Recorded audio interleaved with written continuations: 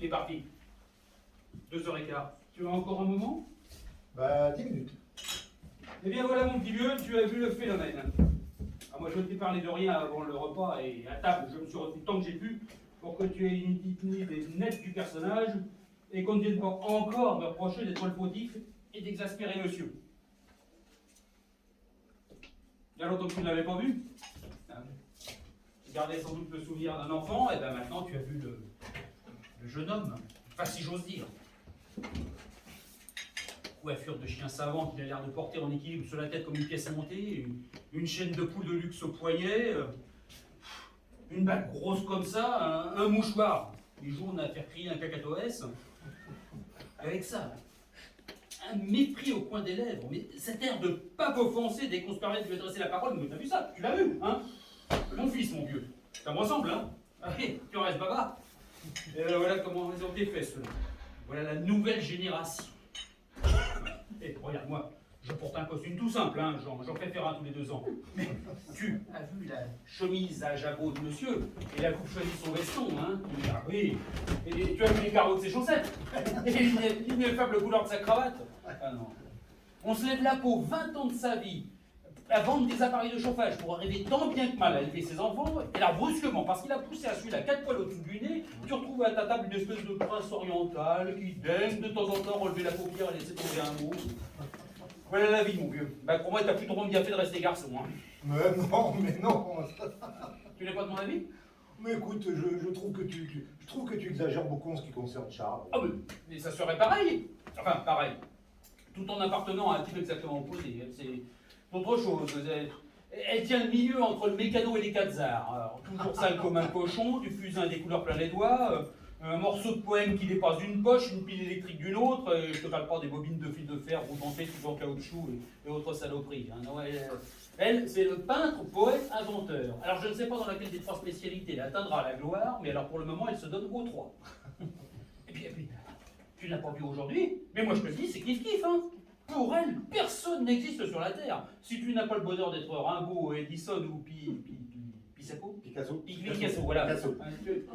Tu peux toujours crever de la crotte de chien, t'es qu'un sinistre imbécile. Hein. Picasso. Oh, le grand homme. Oh. Je suis tombé sur un tableau de cet oiseau-là à l'aventure d'une galerie. Ah non, mais c'est bien simple, j'en suis tombé à la renverse. Non mais complètement cinglé. Ouais. Moi je me charge d'en faire autant. Oh. Tu mets un pied à la place d'un œil, une paire de fesses en guise d'oreille et hop, c'est lui qui dit votre génie. Et Georgette, c'est le genre qui te dit froidement, si on n'a pas de génie, on n'a rien à foutre sur la terre, vaut mieux faire place nette. Place nette. T'entends ça? À 17 ans, elle t'envoie ça dans le blanc de l'œil sans sourciller. Pan, place nette. Allez hop, à la balançoire. Ah, ça t'exécute père et mère en moins de 2. Hein. Il faut, tu fais ma joie. Ah, tu trouves ça drôle? Bah, pas moi. Non, mais... Écoute, ne parlons plus de Georgette. Elle a 17 ans, elle prend pour un couillon. Je veux bien admettre que c'est son âge. Non, c'est mon brisé oxygéné là qui commence à te courir. Hein. Écoute, franchement, je l'ai trouvé très gentil. Il a une bonne figure. Et il devient rouge comme un enfant dès qu'il vous dit un mot. Hein. Et je pense que tu as tort de prendre sa réserve pour de la morgue. Si tu veux mon avis, je le crois d'une très grande timidité. Et très sensible aussi, bien évidemment. Timide, lui? Oui. Mais il a un culot du tonnerre. Et puis c'est nerf, hein, par-dessus le marché. Ah, mais monsieur prend des crises. Alors tu vois ce gros joufflu devenir blanc comme un cierge, puis écarlate et quitter la table en gloussant comme une femme avec une voix de châtrée. Aujourd'hui, c'est le tarot. Hein. Mais crois-moi, je connais mon lapin. Hein. Non, j'ai touché le gros lot, je t'assure. Hein. Bon, et ben, alors qu'est-ce que tu attends de moi avec ton fils? Voici. Et il y a 2 jours, quand je t'ai téléphoné pour te demander si tu voulais venir déjeuner avec nous, je venais de passer un quart d'heure désagréable. Il y a un mois, voyant qu'il n'y aurait rien à obtenir de ce zèbre-là pour ses études, j'avais obtenu de Chasselin qu'il le prenne dans sa boîte d'assurance. Très bien, hein. Bon, alors je lui ai dit, Charles, bon, ah oui, je me refuse à lui donner ce surnom grotesque de Lolo dont l'affuble depuis 15 ans sa mère et sa grand-mère. Ah non, ça, alors je lui ai dit, Charles, mon petit, je te mets le pied à l'étrier. Tu n'as qu'à être un peu sérieux et apprendre un métier. Faire fiche. C'est indigne de lui, tu penses. Lui, ce qu'il veut, c'est faire des robes. Des robes pour ses dames. Oui, froufrou, quoi. Complètement cinglé. Résultat, il était resté 15 jours dans ce bureau et puis il a foutu le camp. Ni plus ni moins. Bon, en écrivant une lettre de remerciement à Chasselin. Alors, c'est comme ça, c'est par lui que j'ai été averti il y a 48 heures il m'a gentiment fait remarquer que les assurances n'avaient pas besoin de ce genre d'artiste, hein, ce en quoi il a parfaitement raison. Puis il m'a également fait remarquer avec beaucoup de discrétion que vis-à-vis des autres employés, le genre que tu as remarqué chez mon acrobate n'était pas non plus d'un effet souhaitable. Ah non, mais tout ça est vraiment délicieux à entendre, hein, tu l'avoueras. Hein. Résultat, depuis 48 heures, le dénommé Charles, dit Lolo, ne promène plus ses ondulations oxygénées dans les compagnies d'assurance. Bon, alors, j'ai pensé, Henri est mon cousin, c'est le seul de mes parents ou amis qui soit dans une branche artistique, ben, je lui demande des conseils. Hein. Non mais alors, depuis 48 heures, je me retiens pour ne pas traiter Charles comme il le mérite. Je ne lui ai rien dit, rien. Pas ça. Hein. Parce que je voulais auparavant que tu vois le phénomène. Ouais, à table, il n'a pas pu se douter de nos intentions et puis il a filé sitôt la dernière bouchée. Alors, qu'est-ce que tu en penses? Mais moi, je ne sais plus quoi faire de lui. Moi, je ne sais plus. Je dois dire que tu m'embarrasses un peu. Je suis éditeur et je vois pas trop le rapport qu'il peut y avoir entre. Oui, mais j'avais pensé, tu comprends. Non, mais s'il était dessinateur, je ne dis pas, je pourrais présenter à un confrère spécialisé, à une revue de mode. Mais c'est pas son cas. Ah, non, c'est l'autre qui dessine. Lui fait dans le génie, tu comprends. Dessiner, tu penses, c'est pas question. Ben alors, je te répète ma question, je ne vois vraiment pas en quoi je pourrais. Je m'étais dit, l'édition, c'est quand même des artistes qui s'occupent de ça. Peut-être que dans ce milieu-là, ils s'intéresseraient à quelque chose. Mais tu me dis qu'il a la passion de la couture. Oui, alors là, c'est bien simple. Il établirait une femme avec une feuille de papier à cigarette. Hein. Puis elle aura droit comme un singe, en 2 ou 3 mouvements, il confectionne une robe. Ça, j'en prenais pleine. C'est plus une chambre d'ailleurs, c'est un atelier de couture. T'as des fonds freluches dans tous les coins. Et alors, avec un goût que Thérèse dit extraordinaire, moi je sais pas, je connais rien. Mais alors Ben alors quoi? Mais alors pourquoi veux-tu le mettre dans une compagnie d'assurance? Que veux-tu qu'il y fasse? Et pourquoi me parles-tu d'édition alors qu'il a un métier tout trouvé et qu'il ne s'intéresse qu'à lui? On est d'accord? Non, tu voudrais pas que faudrait quand même pas que je prenne ces foutaises-là au sérieux. Oh, mais la couture, mon vieux, la couture. Quoi la couture? Eh ben. Attends, la couture c'est tout de même pas un métier. Tu vas pas trouver normal que j'étais un fils de couturier, c'est pas un métier, enfin un métier comme je le comprends, qu'est-ce que tu veux, hein? Dessinateur, décorateur, enfin tout ce que tu voudras, 9 fois sur 10, ce sont des personnages particuliers. Pour employer un langage correct. Moi, j'ai pas du tout envie que mon fils devienne un de ces personnages-là. Hein. Tu sais, j'en connais aussi plusieurs qui ne sont pas de ces personnages dont tu parles. Hein. Oui, c'est possible. Et puis la question n'est pas là. Tu me dis, je ne veux pas que mon fils devienne un de ces personnages-là. Mais il en est lui-même autant qu'on peut en l'être. Comment il en est? Tu te dis toi-même à chaque mot. Si je savais, je le dirais. Mais Je oui. lui casserais la gueule. Mais oui, tu le sais. Mais non, je le sais pas. Mais oui, tu le sais, depuis un quart d'heure, tu me parles de ses bijoux, de ses bracelets, de ses cheveux oxygénés, tu me parles de sa voix de femme, de ses crises de nerfs, tu le sais. Ah. Ah, mais je lui casserais la gueule. Mais dis donc, tu ne casseras rien du tout. Ah non, mais pardon. Et puisque tu me demandes un conseil, je te dirai, regarde les choses comme elles sont. Charles est né comme ça. Il n'y peut rien, et toi non plus. Enfin, Hippo, Charles est une femme. C'est évident. C'était déjà évident quand il avait 5 ans, je m'en souviens très bien. Et toi, tu veux le mettre dans une compagnie d'assurance? Il y a des femmes qui travaillent dans les compagnies d'assurance, hein. Oui, d'accord, mais lui, il a le vrai goût des femmes. Il aime les bracelets, il aime les toilettes, il aime les robes. On peut être un homme et aimer les robes, hein. Moi j'aime les robes. Non. Quoi? Mais non, toi, tu aimes les jupons. Ça n'a aucun rapport, justement. Alors ça, c'est du nouveau. C'est quoi? Ben, j'ai un fils qui est une folle. Mais ne me répète pas que je te l'apprends, s'il te Si, plaît. si, parfaitement. Bah, tu refusais de te l'avouer, c'est tout. Mais je refusais, parfaitement. Bah oui. Parce que ici, j'ai toujours appartenu à une famille de gens normaux.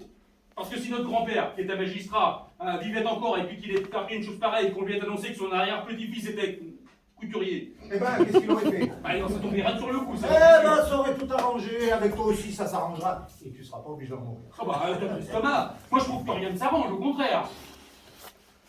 Bon, écoute, calme-toi, Hippo. Et puisque tu me demandes mon avis, je te dis, regarde bien les choses en face. Ne prends aucune décision et réfléchis bien. Étudie toutes les situations. C'est tout.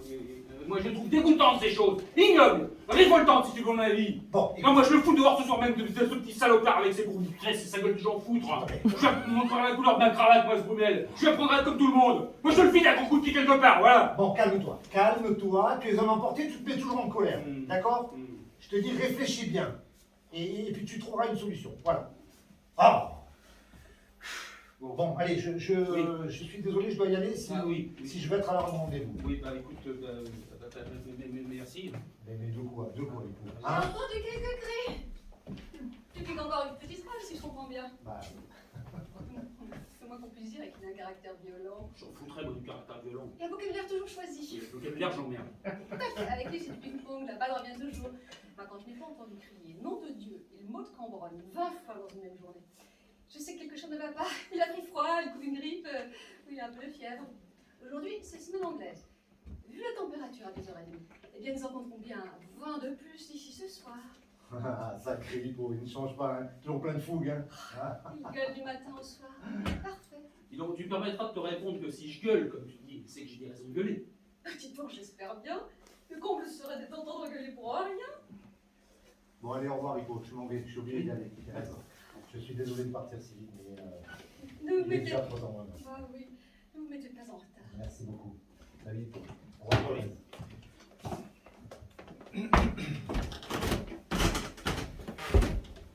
Eh bien, ma fille, nous avons du nouveau. Pourquoi vous allez partir?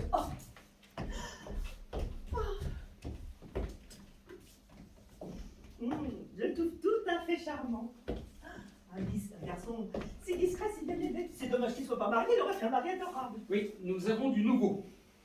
Ah oui, racontez. Le café est froid, maman. Je veux dire, allez, on le refaire. Non, non, non, non, non, au contraire. Je l'aime de froid, tu sais bien. Bon, maintenant, si vous voulez que je remette ma petite histoire plus tard, je peux le faire. Oh, surtout pas vous. Vous savez que personne ne m'a fait plus rire que vous quand vous racontez une histoire. Oh, ma chère mère, je ne sais pas dans quelle mesure vous avez trouvé celle-là irrésistible. Hein. Mais oui. Bon, mes enfants, je vous annonce que nous comptons désormais dans la famille un spécimen qu'on n'y avait jamais rencontré jusqu'ici. Je l'ai dénommé Charles, dit Lolo, puisque c'est le surnom grotesque dont on l'a fublé. Charles est un... Eh bien, Je peux à peine me résoudre à prononcer ce mot. Ah là, tu m'étonnes. C'est pas le mot qui me gêne, c'est sa signification. oh, Hippolyte, vous m'affolez. Oui, il y a de quoi je vous l'affirme. Lolo, autrement dit Charles, est un inverti. Voilà, ça y est, je l'ai dit depuis 10 minutes, je ne peux plus en douter, maintenant vous êtes fixés aussi bien que moi. Converti? Converti à quoi? Pas au communisme, j'espère. Je ne pense pas que ce serait son genre, mais... Non, un. Un. Quoi, un? Inverti. Inverti. Ah, Ça ne vous dit rien? c'est ennuyeux, il a besoin d'une opération. Non, ma mère, votre innocence est délicieuse. Ça ne veut pas dire que Charles a attrapé une maladie, ça veut dire qu'il n'est pas un homme, puisqu'il faut vous mettre les points sur les i. Qu'est-ce que vous racontez là, Hippo? J'étais là quand il est né. Oui, mais mettons que ça ne lui servait pas à grand-chose d'être normalement constitué. Quoi? Ah, vous voulez dire? Ah, décidément, j'y étais pas du tout, moi je nageais complètement. Ah, ça, évidemment. Quoi, évidemment? Bien, évidemment, notre pauvre Lolo est un peu efféminé. Il est bien évident qu'on ne peut pas sérieusement le prendre pour un champion de boxe. Ça, non. Mais vous n'avez pas l'air de m'être choqué plus que ça, ni surprise? Surprise! Enfin, écoutez, Hippolyte, dès qu'il a eu 5 ou 6 ans, nous avons vu cet enfant faire des robes à ses poupées avec des morceaux d'étoffe qu'il ramassait à droite et à gauche. Nous l'avons vu grandir et nous étonner de sa mémoire extraordinaire des étoffes et des tissus. 3 ans après avoir vu une robe 2 minutes sur une femme, il se la rappelait dans les moindres détails. Il me fait d'apprendre l'histoire et la géographie. Nous l'avons vu refuser ses heures de récréation pour fabriquer des poupées au bénéfice d'un ouvroir. Nous l'avons vu devenir un jeune homme et s'habiller tout d'un coup avec cette recherche un peu particulière, il est vrai. Et vous voudriez que je sois surprise quand vous dites que Lolo est une femme? Mais bien sûr que c'est une femme, le pauvre chéri. Eh bien, parfait. Tout va très bien. Toi aussi? Tu trouves ça impeccable? Tu trouves admirable ses airs de danseuse, ses ongles vernis et ses bagues de sybarite?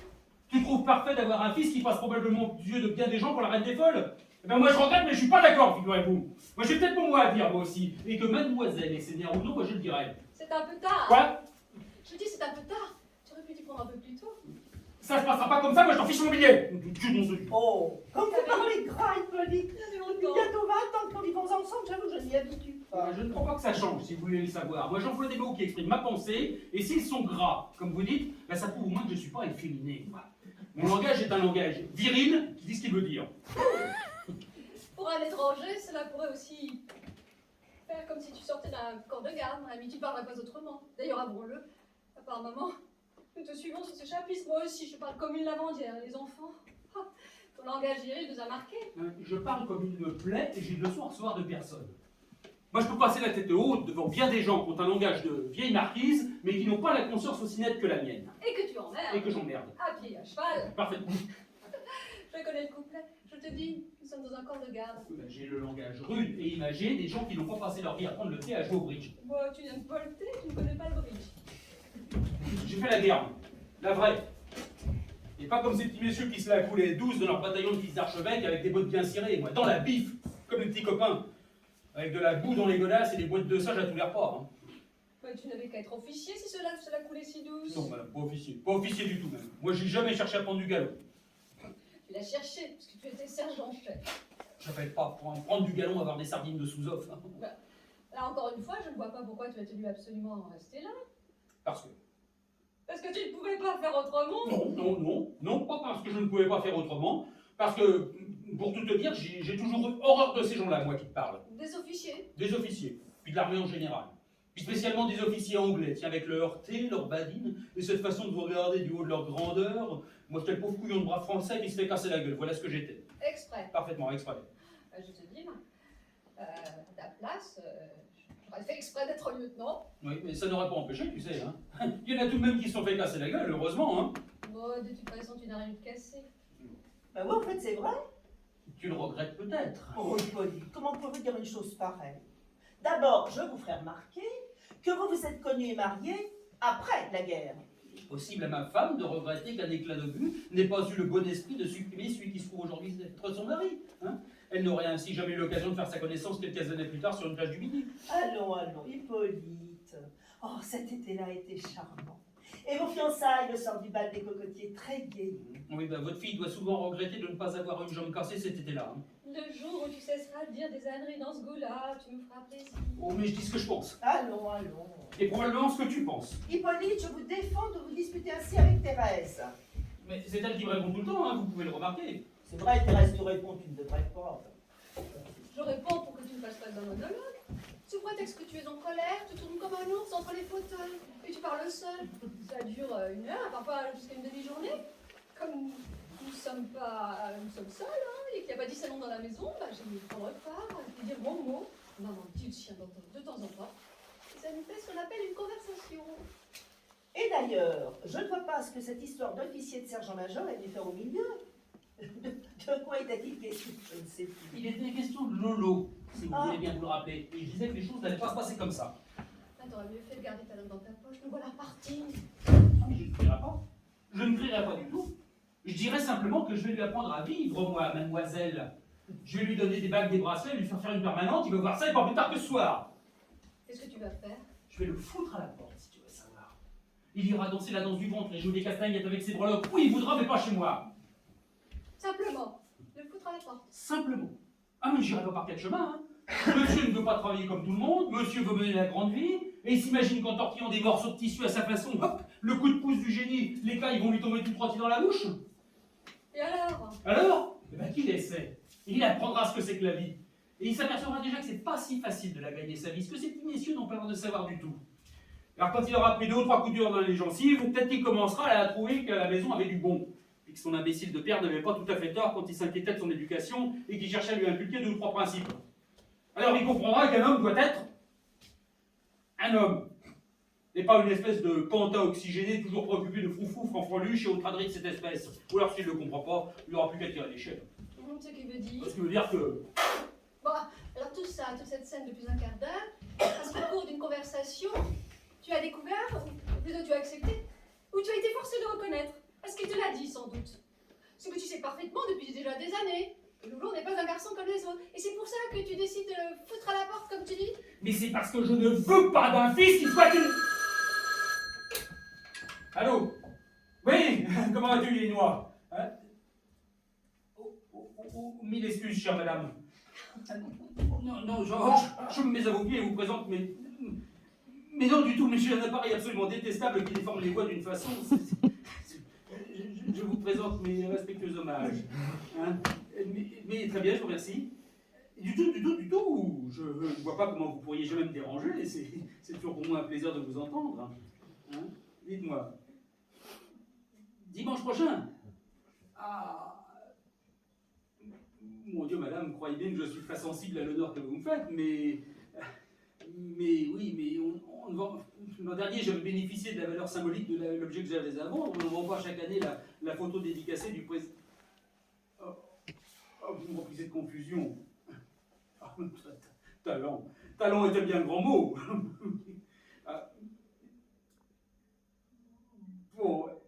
Bon, eh bien, écoutez, puisque vous me faites la grâce d'insister à ce point, je ne peux que m'incliner. Ce n'est pas un geste qui vous surprendra beaucoup lorsque vous demandez quelque chose, j'en suis persuadé. C'est entendu. Dimanche prochain, 5 heures. Tout à fait. Oui, elle est là, près de moi, et je vous transmets son souvenir le meilleur. Mes enfants, ils grandissent. Oui, il aime ça, oui. Oui, la mode des collections, hein, c'est un goût qu'il a toujours eu. Oui. Pour l'instant, il est un petit peu jeune, hein, il faut qu'il finisse ses études d'abord, après on verra. Hein, c'est ça. C'est entendu. À dimanche prochain, 5 heures. Mes hommages, madame. Mes hommages respectueux. C'était Isabelle? Moi qui l'appelle vieille noire. Oui, évidemment, j'ai cru que c'était Maurice. Elle a une voix d'homme. Et pour cause. Pourquoi? Comment pourquoi? Vous ne savez pas qu'on ne l'appelle que Barbe Bleue? Madame de Créqui, mes pois, Barbe Bleue? Oui, c'est la beau Isabelle. Mais je ne savais pas. C'est pour ça qu'elle est toujours habillée comme un mousquetaire. Ouais, elle me fait tordre. Elle m'a chargé de ses amitiés pour toi. Très honoré. Mais je ne savais pas du tout. Ah, tout à fait aimable d'ailleurs, charmante, hein. Bon, son digue époux, lui, doit avoir une idée bien différente sur la question, hein. Ça doit pas être facile tous les jours d'être le mari de D'Artagnan. Enfin, moi, pour ce que j'en ai à faire, hein. Oh, tu n'es pas en danger. En tout cas, vous avez été charmant avec elle, Hippolyte. On ne peut plus galant. Quand vous le voulez, vous savez être délicieux. Tu passes du corps de garde au grand siècle comme personne. Qu'est-ce que tu veux dire? Bah, ça, nous n'avons droit qu'aux mots que tu connais. Mais alors, sitôt que tu sors de la famille, on dirait toujours que tu t'adresses à Louis XIV. Chère madame, chère madame. Bon, alors là, t'es formidable. D'abord, je te fais remarquer que je t'aurais pas appelé Louis XIV, chère madame. Hein. Ensuite, voilà une femme qui me demande, avec beaucoup d'insistance, d'animer les enchères à l'américaine pour son œuvre, et tu voudrais que je l'engueule? Ben non, j'ai accepté, poliment. Attends, c'est pas que ça m'amuse, tout ça, de faire le pitre le dimanche soir et d'expliquer une extinction de voix le lendemain, hein. Vous avez un très grand succès quand vous faites les enchères, Hippolyte. Mais c'est un beau temps de train, vous êtes rigolo comme tout. L'année passée, tout le monde se tordait, vous aurez le même succès cette année. Bon, je vous laisse, j'ai fini mes mots croisés. C'est ça, laisse-nous un moment. Nous avons 2 ou 3 choses à nous dire. Tu as parlé de quoi? Bon, je vous laisse. Ne vous disputez pas, surtout. Oh, ben, je ne vois pas pourquoi nous nous disputerions. Moi, je suis très calme et d'excellente humeur. Non, mais quand vous le voulez, vous avez un caractère en or, vous êtes charmant. Moi aussi, je suis très calme. Et je le suis toujours d'ailleurs. Et je voudrais justement profiter de ton calme à toi pour régler la question de tout à l'heure. Quelle question? Mais comment, quelle question? Tu hurles pendant un quart d'heure, tu déclares que tu vas mettre Lolo à la carte, là-dessus, intermède au téléphone, et quand je reprends la conversation qui a tout de même de quoi m'intéresser un tout petit peu, tu me demandes de quoi il s'agit? Oui, bah écoute, ça suffit pour aujourd'hui, cette histoire-là, non? Quoi? Bah, nous en parlerons plus tard, si tu veux bien. Ah, si tu as changé d'avis. Non, j'ai pas changé d'avis, mais j'ai changé d'humeur.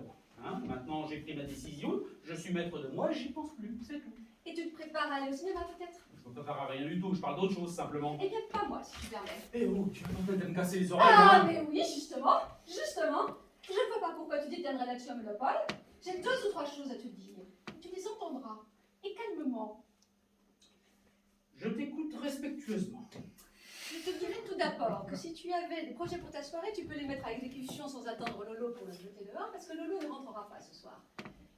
Il est parti en week-end jusqu'à lundi. Ah oui, et avec les permissions? Bah, la mienne. J'ai trouvé aussi inutile que toi de provoquer de ta part une scène de 20 minutes pour une autorisation parfaitement normale à lui accorder. Parfaitement normal. Pour un monsieur qui vient de se faire remercier de la compagnie d'assurance où je l'avais casé. Tu n'aurais pas mis au pain et à l'eau dans sa chambre, n'est-ce pas? Alors je trouve encore préférable de le savoir 24 heures à la campagne qu'en train de tourner dans Paris et d'aller de bar en cinéma. Et avec qui ce week-end de monsieur? Avec son ami Robert, probablement. Tu sais bien qu'ils sont toujours ensemble. Avec son ami Robert. Et tu viens me dire ça dans le blanc de l'œil. Ben, je te le dis où je le peux. Je n'arrive justement pas à rencontrer ton regard. Est-ce que tu voudras insinuer par là que tu me fais peur? Non mais ce serait le comble. Je te demande si tu sais pas parfaitement depuis au moins 2 ans que que Lolo a un ami qui s'appelle Robert, et avec lequel il est déjà parti 20 fois en week-end et en vacances. Évidemment, je le sais. Alors pourquoi trouves-tu extraordinaire que je te parle de son ami Robert et m'accuses-tu de te dire dans le blanc de l'œil qu'ils sont encore partis cette fois pour un week-end? Bon, En quoi c'est une chose énorme de ma part? Bon, puisque tout est bien ainsi, n'en parlons plus, je me tais. Il part avec son ami Robert, bravo, je dois trouver ça très normal, bien entendu. Je te répète, il y a 2 ans que tu le trouves normal. Mais depuis 2 ans, moi je m'imaginais pas, je voulais pas penser. Enfin, Voilà. je me tais. Oui, voilà. Tu ne voulais pas penser. Seulement moi, il y a des années que je te vois ne pas vouloir penser. Tu ne veux pas penser non plus que tu as une fille qui a 17 ans, qui s'appelle Georgette, et qu'à 17 ans, on a besoin d'un peu d'argent. Tu ne veux pas y penser parce que tu n'y en donnes jamais, et que tu n'es pas surpris qu'elle ne t'en demande pas. Tu la blagues à table sur son fameux artiste peintre russe, qui est devenu ici un grand sujet de plaisanterie, et tu ne veux pas penser qu'elle est sa maîtresse et qu'elle est entretenue par lui. Tu ne veux pas y penser, et tu vas sauter en l'air maintenant que je te le dis. Georgette, la maîtresse est entretenue. Voilà, saute, explose. C'est elle qui te l'a dit? Mais non, elle ne me l'a pas dit, je le comprends, c'est tout. Je ne ferme pas les yeux, moi, je ne me mets pas la tête dans le sable. Et je déduis qu'il ne peut pas en être autrement. Mais enfin, il me semble que j'élève mes enfants tout de même. Je les nourris, je les habille, je paie leurs études. C'est entendu. Mais à 17 ans, on va aussi quelquefois au cinéma. On s'achète ses premiers livres préférés, on fume, et on a envie de rencontrer des hommes. Les hommes? Quels hommes?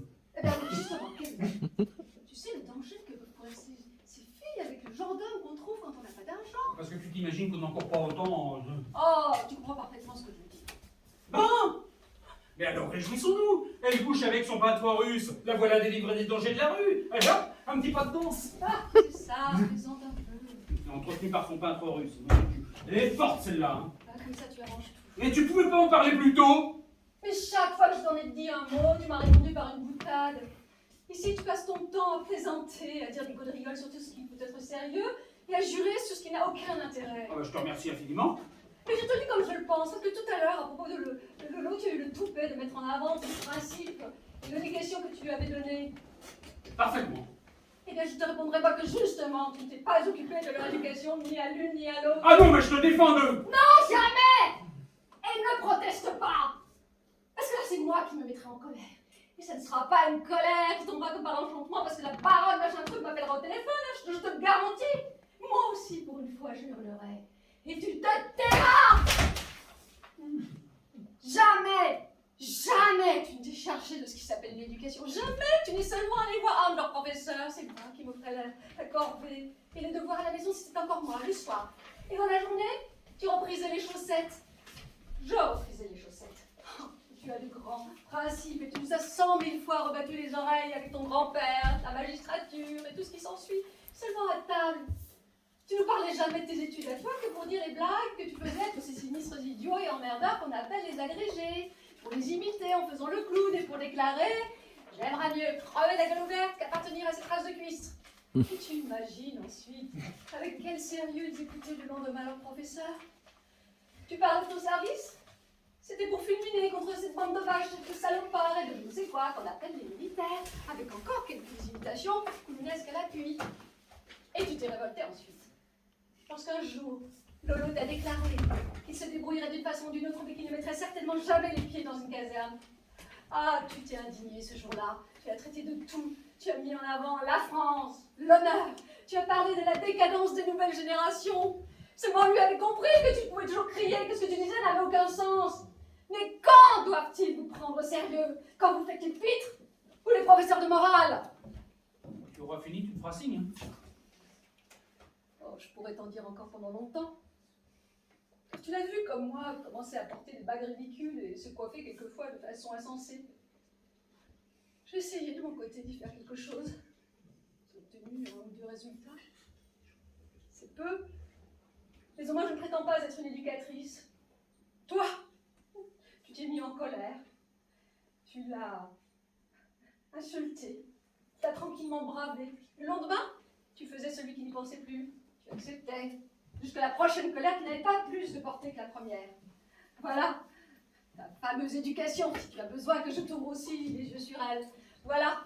Tes principes. On crie, on hurle au nom de principes admirables. Et chaque mot ensuite chaque geste au fond n'y croit pas et qu'on ne leur accorde aucune valeur. On parle de la guerre comme d'un devoir sacré et on passe sa vie à tempêter en traitant d'imbéciles et de salauds ceux qui nous ont forcés à la faire. On veut mettre son fils à la porte parce qu'en vertu de certains principes, on le prend pour une ordure. Et on fait des courbettes et des samecs à la barre d'une lesbienne. Alors non, c'est un peu facile. Hein.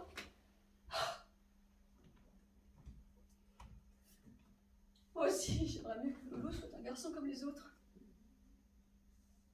Bon voilà, il ne l'est pas. Et nous n'y pouvons rien. Ni toi, ni moi.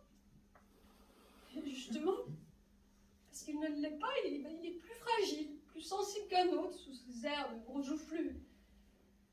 Et je ne te laisserai pas toucher un cheveu de sa tête. C'est tout ce que je voulais te dire. Le jour où tu le mettras à la porte, moi je le suivrai. Et je sais où j'irai. Il y a longtemps que je le sais déjà, d'ailleurs. Voilà. Tu es fixé maintenant, j'espère. Il y a longtemps que j'aurais dû le faire aussi.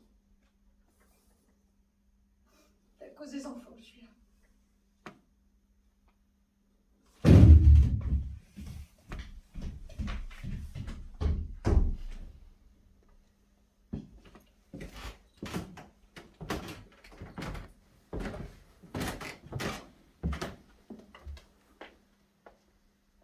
Te voilà, toi? Qu'est-ce que tu as, maman? Oh, ce n'est rien. Je suis énervée, ne me pose pas de questions. Tu t'engueules avec papa? Oh, ce n'est rien, n'en parlons plus. Dis, maman, ça va mal pour Lolo. Qu'est-ce qui lui est arrivé? Tu sais, c'est tout à fait par hasard que... Mais quoi? Tu sais, son ami, Robert, il l'a plaqué. Ils avaient rendez-vous tout à l'heure ensemble à la gare des Invalides. Eh bien oui, et c'est un petit copain qui est venu à sa place remettre une lettre à Robert. Une lettre de Lolo. Et tu ne sais pas ce qu'il a fait, ce petit salaud. Il est parti avec une femme. Une femme? Ce qu'il faut qu'elle soit gaffe de faire un coup pareil. Tu parles d'une vache. Mais Lolo, où est-il? Et comment as-tu su? Eh bien, justement, je te dis, ça a été un hasard formidable. Moi, j'avais déjeuné rue du Bac chez mon ami peintre, Sergei Nozovic, n'est-ce pas? Et j'allais chez une copine. Tout d'un coup, dans la rue Grenelle, je vois arriver mon Lolo, comme un somnambule, la figure pleine de larmes. Tout le monde le regardait. Moi, il ne me voyait même pas. Je l'arrête, c'est ma sanglotée sur mon épaule. Moi, je savais plus où j'en étais, tu penses? Nous sommes entrés dans un bar. Et là, il m'a montré des lettres de Robert, sans prononcer une syllabe, tellement il chalait. Alors, je lui ai dit, j'allais le raccompagner ici, en taxi. Il n'a pas marché non plus. Je lui ai proposé de venir chez mon ami peintre, Sergei Ivanovic. Il n'a pas marché. Finalement, il y avait un hôtel en face du bar. Il a été d'accord. Je lui ai pris une chambre pour qu'il puisse passer sa crise tranquillement. Je n'ai pas voulu te téléphoner, tu comprends, parce que je crois que si tu venais le trouver, ça lui ferait du bien. Je mets mon manteau. J'ai mon taxi qui attend. Je viens. Je t'attends pas, je vais tomber sur papa, c'est une mauvaise poil. Et voilà. Voilà ce qu'il faut avaler, fausse de quoi on passe pour une sombre brute. Où est Thérèse? Dans sa chambre. Je suppose que ça aussi vous allez trouver extrêmement drôle, ma mère. Un paquet de lettres de cartes que je viens de saisir dans la chambre de Lolo. Enfin, on a le droit de connaître les fréquentations de ses enfants, hein. Il est mineur, n'oublions pas. Alors, ma lolotte. Ma lolotte bouclée. Ma grosse pomme. Ma lolotte. Ma grosse nouille. Ma lolotte, voilà. Alors il faut savoir qu'on a un fils qui s'appelle Charles et qu'on appelle Lolotte. Ça vous fait pas rire? Bah c'est encore heureux. C'est la porte d'entrée qui est battue comme ça? Oh bah, c'est Thérèse qui a dû sortir, elle mettait son manteau et préparait son petit sac. Son petit sac, pourquoi faire? Je ne sais pas, elle m'a simplement dit en coup de vent, je ne coucherai pas ici ce soir. Elle ne couchera pas ici ce soir? C'est ce qu'elle m'a dit. Et vous ne savez pas où elle est Ah partie? bah, elle avait l'air pressée, elle m'a dit, je t'expliquerai demain, ne t'inquiète pas. Ah bon, ça vous suffit? Mais parfait, voilà encore du nouveau, ma femme découche et... Mon Dieu, je vais vous le dire, moi, où elle est partie. Elle est partie chez son amant. Et si, elle a un amant. Ah, et puis ne rigolez pas tout le temps comme ça, s'il vous plaît, hein, j'en ai assez à la fin. Je suis pas précisément en train de vous dire des plaisanteries. Elle a un amant, je vous dis. C'est elle qui me l'a dit tout à l'heure. Tout à l'heure, elle m'a parlé sur un ton qu'elle n'avait jamais employé avec moi. Hein. C'est elle qui a cherché la dispute. Elle m'a dit des choses, m'a fait une scène en me disant des choses mais dégueulasses, dégueulasses. Et une scène de rupture, ni plus ni moins. Et elle a terminé en me disant qu'elle savait, si elle partait un jour, elle savait chez qui aller. Elle a même ajouté, il y a longtemps que j'aurais dû le faire. Et ben voilà, étalé, nom de Dieu. Elle avait un amant. Encore une chose que je savais certainement depuis des années. Hein. Encore une chose que je n'avais pas voulu voir. Et bien maintenant, ma mère, hein, cette fois-ci, vous pouvez vous tire-bouchonner de rire dans votre fauteuil. Non, non, mais allez-y. Regardez bien votre gendre en vous condolant, il en vaut la peine. Le cul, car d'une tante et d'une nichetonneuse. C'est la famille. Hein. Bon, allez, moi j'ai assis dans cette maison. Écoutez-moi bien, ma mère. Hein. Ni votre fille, ni Lolo ne remettront les pieds ici, vous m'entendez? Mais oui, Hippolyte, mais oui, c'est vrai qu'ils reviendront tous les deux. Jamais, je vous dis, jamais. Vous ne me connaissez pas. Ah, mais si, je vous connais, justement. Vous ne voulez pas vous voir comme vous êtes charmant. Bon, pour commencer, charmant ou non, moi je ne dormirai pas non plus ici ce soir. Je vais m'envoyer à l'air de mon côté. Bonne nuit.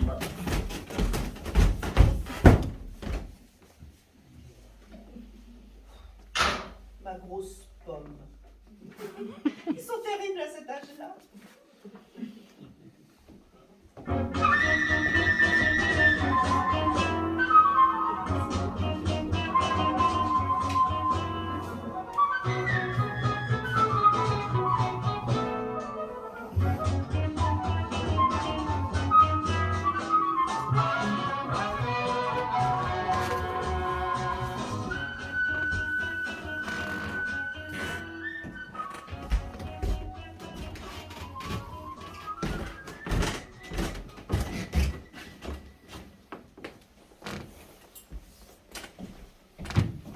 Bonjour Léon.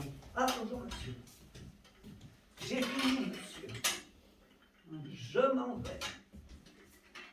Et quelle heure est-il? Ma montre est arrêtée. Il doit être 10 heures par là. 10 heures. Je dirais mieux, monsieur. Je vais regarder la pendule de la cuisine. Non, c'est pas pressé, c'est pas pressé. Madame, vous pouvez relever? Oui, monsieur. Avec madame. Madame? Oui, monsieur. Madame est là? Oui, monsieur. Madame est entrée tout à l'heure avec Lolo, qui est malade. Lolo, il est là aussi? Oui, monsieur, madame l'a couché. Monsieur est sorti de bonne heure aujourd'hui pour dimanche. Non, je suis pas sorti, j'arrive. Ah, je ne savais pas que monsieur avait été en voyage cette nuit. Monsieur a déjeuné. Oui, oui, j'ai déjeuné, merci Léon. Mais vous dites que madame est rentrée tout à l'heure avec Charles? Avec Lolo, oui. Non, appelez-le Charles, Léon, c'est plus un enfant, quoi. Hein. Et d'où venait-il? De voyage, monsieur. Ils n'avaient pas dîné ici hier soir. Eux non plus. Bon, merci. Je dis à madame que monsieur est là. Non, non, non, non, non. Je ne le dis pas. Oui, oui, enfin, dites-lui que je suis là. Madame est avec Lolo. Je veux dire, avec Charles. Ça ne me vient pas, monsieur. Quoi donc? De l'appeler Charles. Comment voulez-vous l'appeler? C'est un homme, non? Je ne sais pas, moi. Comment vous ne savez pas? Je ne sais pas pourquoi ça ne me vient pas. Je crois que je l'ai connu trop petit. Oui, bon, écoutez, tout compte fait, ne prévenez pas madame, dites à madame Grombert que je voudrais la voir d'abord. Elle est à sa toilette. Revenez-la, revenez-la. J'y vais. Qu'est-ce que c'est encore comme cette histoire? Malade et de quoi? Puis c'est Thérèse qui le remet à 10h du matin, mais... Qu'est-ce qu'il a encore fichu comme connerie, celui-là? Qu'est-ce que je vais apprendre? Ah non, je te jure, le jour où la machine est fabriquée, les emmerdements s'arrêtera de tourner, il me fera plaisir. Moi, je commence à en avoir ma claque. Hein. Et on me dit que vous êtes là, Hippo? Oui, bonjour ma mère. Bonjour mon petit, mais d'où sortez-vous? Vous nous faites des trucs pendables, où avez-vous passé la nuit? Vous savez que nous étions très inquiètes, Thérèse et moi. Thérèse inquiète quand? Maintenant, tout à l'heure quand elle est rentrée. D'autant qu'elle a ramené Lolo malade. Mais qu'est-ce qu'il a? La pauvre chérie, ça te fait un sang dans le dos. Je ne sais pas, elle m'a dit que... Thérèse a dit qu'elle n'était pas bien du tout, qu'elle avait veillé toute la nuit. Veillé où ça? Comment ça? Où l'a-t-elle veillé? Je ne sais pas, Mais moi. vous savez pas? Non. Mais elle ne vous a toujours pas dit où elle a passé la nuit? Oh, écoutez, Hippolyte, ne me bousculez pas. Hein, vous m'avez laissé toute seule ici. J'avais la tête pleine de soucis, j'ai très mal dormi. Je peux fermer l'œil si vous voulez savoir. Moi non plus, j'ai pas dormi, si vous voulez aussi le savoir. Ah ouais, pourquoi? Pourquoi? Vous êtes vraiment charmante, ma mère. Hein. Mais comment dites-vous que vous étiez seule? Georgette était ici, Mais j'espère. non. Elle est rentrée ce matin, elle aussi? Mais elle n'est pas rentrée du tout. Enfin, Pas rentrer, mais qu'est-ce oui. qui vous a pris cette nuit de tous coucher dehors? Vous n'avez jamais fait ça, que se passe? Ah bah, j'espérais que vous alliez me l'apprendre. Ah ben, Thérèse ne m'a rien dit. Elle est rentrée pour coucher de l'eau. Depuis que je cherche à lui parler, elle ne l'a pas quittée. Georgette se balade, elle. Bah, hier soir, elle est rentrée dîner avec moi. Je lui ai dit que vous ne coucheriez pas ici, vous nous avez quitté en prévenant, n'est-ce pas? Après le repas, elle m'a dit, ah ben grand-mère, puisque papa n'est pas là, je vais aller au cinéma. Tu ferais bien de te coucher, je vais sans doute rentrer un peu tard. Vous connaissez ces types quand ils ont des idées. Et voilà comment je suis restée toute seule. Parfait, la série continue. Ah, nous allons être au complet d'ici peu, vous allez voir. J'espère. Ah, Bah, j'espère, oui, que Georgette va rentrer. Enfin, peut-être se promener comme ça. Et oui, les cinémas ferment à minuit, il est 10h30. ah, vous avez l'heure exacte? Ah bah, 10h30, je l'ai prise à la radio hier soir, 10h30 juste. Monsieur m'a demandé de lui dire l'heure exacte. C'est 10 heures. Juste. 10h, Léon, moi j'ai 10h30. Madame se trompe. Mais je ne me trompe pas. Je l'ai prise à la radio hier soir. C'est la montre de madame qui avance. Mais non, ma montre marche très très bien. Elle n'avance pas. C'était la montre de ma mère. Elle n'a jamais ni retardé ni avancé. Alors c'est madame qui a mal entendu la radio. Pas du tout. Pourquoi dites-vous que j'entends mal la radio? Alors c'est la radio qui se trompe. Mais non, mon bon Léon, la radio ne peut pas se tromper. Vous dites une énorme bêtise. Chut. Voilà. Il est exactement 10h17 à l'horloge parlante. Merci Léo. Alors c'est le téléphone qui se trompe. Vous m'avouerez que la radio et le téléphone pourraient se mettre d'accord, ils sont un peu ridicules tous les deux. Et ce brave Léon qui vient se mettre au milieu avec son Oui, clocher. oui, bon, ma mère, c'est fini l'intermède de l'heure si vous voulez bien. Nous avons d'autres chats à fouetter. Bon, alors, vous ne savez pas ce qu'a Charles. Et vous ne savez pas ce qu'il ira après-midi ou Thérèse a passé la nuit, ni comment elle a retrouvé son fils. Vous savez rien. Je vous l'ai dit, mon petit. Ni ce qui est devenu Georgette. Vous croyez qu'il a pu lui arriver un accident? Oh ben, il faudra tout de même un peu les habituer à nous dire une non. C'est très ennuyeux de ne jamais savoir. Sur ce chapitre-là, ma chère, désormais, vous vous adresserez à votre fille. Hein. Moi, je n'ai jamais été capable d'élever les enfants. Je suis un clown. Chaque fois que je me permets de leur faire une observation ou de prendre une décision qui les concerne, c'est exactement comme si je chantais la grand-messe en musique. Hippolyte. Ouais. Que je parle ou non, c'est kiff-kiff. Résultat, 0. Et par-dessus le marché, je me fais engueuler par ma femme. Mais non, Hippolyte, mais non. Thérèse vous aime beaucoup. Résultat, fini la musique, plus de clownerie, je ferme la boutique. Je suis pas un éducateur. Je ne sais que dire des gaudrioles quand il s'agit de choses sérieuses et tempêter contre ce qui n'a aucune importance. C'est votre fille qui tient le pompon et qui sait parler à ces messieurs dames le langage qui leur convient. Par conséquent, ne me posez plus de questions à leur sujet, voyez leur mère. C'est bien nerveux, Hippolyte. Vous n'êtes pas à jeun. Oh, j'ai pas besoin d'être à jeun pour être nerveux, je vous remercie ma mère, j'ai très bien déjeuné, j'ai mangé 4 croissants. Vous avez mal dormi, surtout. J'ai pas dormi. Vous êtes envoyé en l'air, comme vous dites. J'avais pas le cœur à m'envoyer en l'air. Je sais, vous avez dit ça pour plaisanter. C'est une expression qui signifie rien, naturellement. Le jour où j'aurai envie de m'envoyer en l'air, je le ferai. Hein. Et ça ne tardera peut-être pas au train où vont les choses. Quelle chose. Bon, alors Thérèse ne vous a rien dit, vous ne la soupçonnez pas. Vous n'avez pas deviné non plus. Vous ne savez pas qui est son amant. Quel amant? Le sien. Mais enfin, non mais alors là, vous êtes fou, Hippolyte. Thérèse n'a pas d'amant. Et moi je vous dis que si. C'est elle-même qui l'a dit hier après-midi. Et c'est pour ça que vous n'êtes pas rentré hier soir? Et c'est pour ça que j'ai tourné dans Paris toute la nuit comme une toupie, oui. Bon, Alors qui est-ce? Qui est-ce, vous devriez le savoir. Alors écoutez, Hippolyte, je ne veux plus écouter ce genre de questions. Vous vous expliquerez avec Thérèse. Moi, je vais faire ma toilette. Ah bah justement. Comment Lolo, qu'est-ce qu'il a? Bonjour. Il est malade? Bonjour. Oh, ne parlez pas tous ensemble et ne me posez pas 10 questions en même temps, vous serez bien gentils. Ne criez pas parce qu'on vous entend depuis sa chambre. Enfin, je voudrais bien savoir. Moi, il est malade. C'est un accident. Où l'as-tu trouvé? Écoute, maman, il n'est pas malade et ce n'est pas un accident. Je t'expliquerai mieux un peu plus tard. Sois gentil, laisse-le se reposer. Va finir ta toilette. Oui, c'est ça, ma mère. Laissez-nous un moment, s'il vous plaît. Tu me fais couler un peu. Bon, je vous laisse. Bon, bah, écoute, je fais couler ton bain. J'ai Ne vous disputez pas. Hippolyte, ne soyez pas nerveux. Demande à Léon de me préparer une tasse de thé. Je vais la porter s'il le souhaite.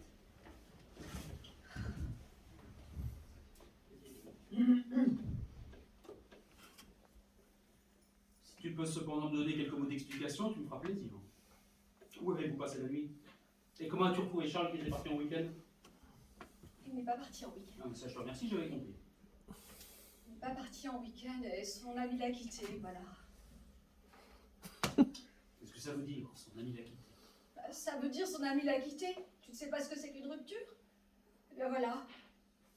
Et puis hier après-midi, je suis auprès d'une épave. Un pauvre petit qui sanglote et qui souffre tout ce qu'on peut souffrir. C'est par Jean-Jacques que j'étais prévenue, mais je suis partie tout de suite. J'ai préféré ne pas te mettre au courant à ce moment-là, c'était inutile. Je te remercie. C'est vrai. Alors ça, tu m'annoncerais que la Tour Eiffel et le Panthéon ont changé de place cette nuit, moi je t'en vois pas de plus haut. Hein. Ouais, il est dans un état fou.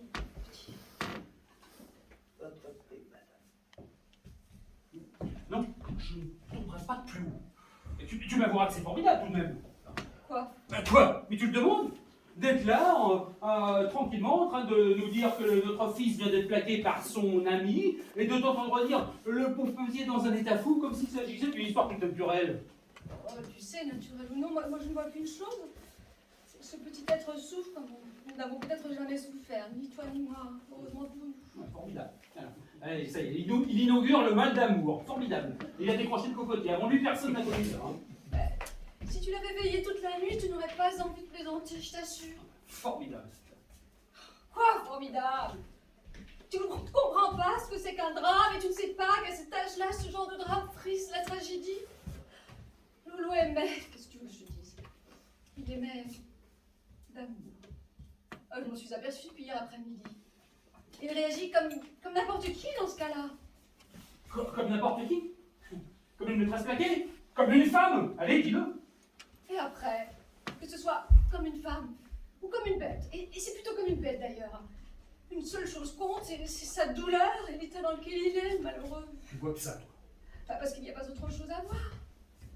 Il aimait d'amour. Ah non, je te jure, entendre une mère vous dire ça dans le blanc de l'œil à propos du petit Danny Robert, ben ça vous fait suite au rond de chapeau, hein, permets-moi de te le dire. Ah, mais ça serait pareil s'il souffrait à cause d'une femme. Et ça n'arrangerait rien. Il serait pas dans l'état que tu dis. Alors voilà, nous frôlons la tragédie et nous sommes là, toi et moi, face à face, parce que le petit ami Robert a blagué notre fils. Non mais ça dépasse tout ce qu'on peut imaginer, qu'est-ce que tu veux? Tu ne vois que ça. Bah, un peu, oui. Mais c'est comme ça, pourtant. Et vous nous accusez, et reconnaître que nous ne découvrons rien, et trouver ça naturel, encore une fois. Et en parler, avec l'air sérieux et embêté des parents dont la fille vient de voir ses fiançailles rompues, alors qu'il s'agit de... Oh non, il y a tout de même des choses qui vous dépassent, hein, je te jure. S'il n'y avait pas ce drame, tu ne serais pas plus content. Qu'est-ce que tu veux dire? S'il filait le parfait amour, ça ne te rendrait pas plus heureux. Ce serait encore pire. Bah, tu vois, au fond, tu n'as aucune raison d'être en colère, hein. Ça t'arrange?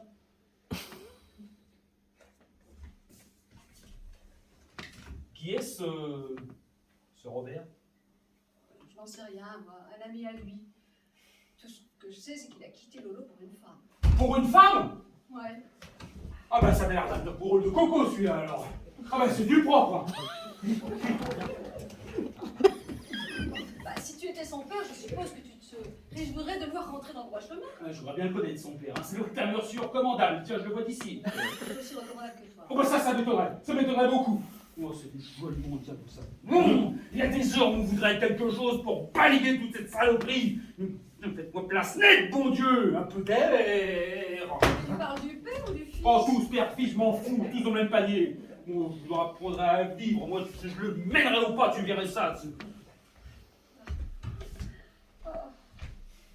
Oh, écoute, arrête de tourner, viens t'asseoir maintenant. J'ai pas dormi la nuit, ça m'épuise. Parlons-en un peu de cette nuit. Vous l'avez vu passer? À l'hôtel. À l'hôtel. Tiens, quel hôtel? Bah, un hôtel, Grenelle, où j'ai retrouvé Lolo. J'y suis restée avec lui quand j'ai vu dans l'état où il en était. Et qu'est-ce qu'il faisait dans cet hôtel? Oh, je voudrais bien ne pas subir maintenant un interrogatoire. Et moi, je voudrais bien, sans te fatiguer, savoir où vous avez passé la nuit si tu n'y vois pas d'inconvénient. Mais je te le dis. Oui, mais je ne marche pas. Comment? Tu ne marches pas? Tu ne crois pas ce que je te dis? Non, figure-toi. Ah, bah, je te remercie. Il n'y a pas de quoi. Hier, tu m'as dit que si tu partais, tu savais chez qui aller. Tu me l'as dit. Qu'est-ce que ça signifie? Oh, s'il te plaît, pas maintenant. Quoi, pas maintenant? Alors, hier, tu me fais une sortie pendant laquelle tu me laisses clairement entendre que tu as un amant. Là-dessus, tu prends ton petit sac de voyage, tu passes la nuit dehors, et quand je te demande ce matin où tu as passé cette nuit, j'ai pas droit de réponse. Mais alors dis-moi tout de suite que je suis en surnombre ici, et que capable d'être ni père ni mari, on se demande ce que j'attends pour mon année. Mais dis-le-moi que je suis cocu depuis 10 ans et que je m'en aille. Mais dis-le-moi que je suis cocu. Et je voudrais bien te le dire. Malheureusement pas vrai. Tu préfères toujours la version de l'hôtel? Hier, tu m'as cependant dit cette phrase. Le jour où je partirai, je sais chez qui aller. Et tu as même ajouté, il y a longtemps que j'aurais dû le faire. Est-ce vrai ou non? Oui. Tu pensais à quelqu'un de précis en disant ça? Oui. À qui? À ton amant? Celui qui pourrait l'être. C'est-à-dire un de mes amis, naturellement. Henri. Henri, mon cousin? Encore mieux. Henri pourrait être ton amant depuis quand? Ah, depuis le jour où tu me l'as conseillé. Moi, je t'ai conseillé un jour de prendre Henri pour amant. Ah bah, elle est raide, celle-là, par exemple. Tu m'as même dit, il sera pas fait pour toi. Et il te fait la cour chaque fois qu'il te voit. Henri te faisait la cour. Bon, c'est toi qui m'as ouvert les yeux. Mais je savais qu'il me plaisait. Tu l'as relancé. Comme tu dis, le lendemain. Parce que j'avais jeté cette phrase en l'air. Parce que tu étais allé un peu trop loin ce soir-là. Et parce que je n'en pouvais plus. Et il est devenu ton amant.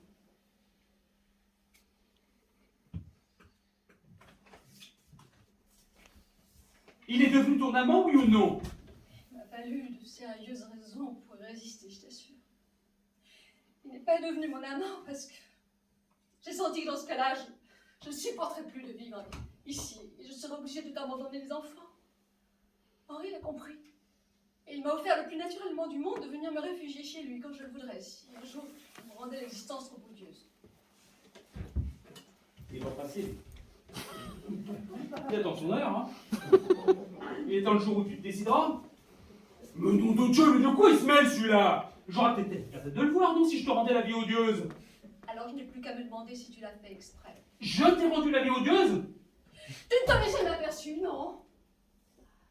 Pour moi, comme pour les enfants, ce qui te gêne, tu ne veux pas le voir. Et si je te dis que j'ai lutté contre ce qui aurait pu être un amour pour avoir la force de continuer à vivre ici à cause des enfants?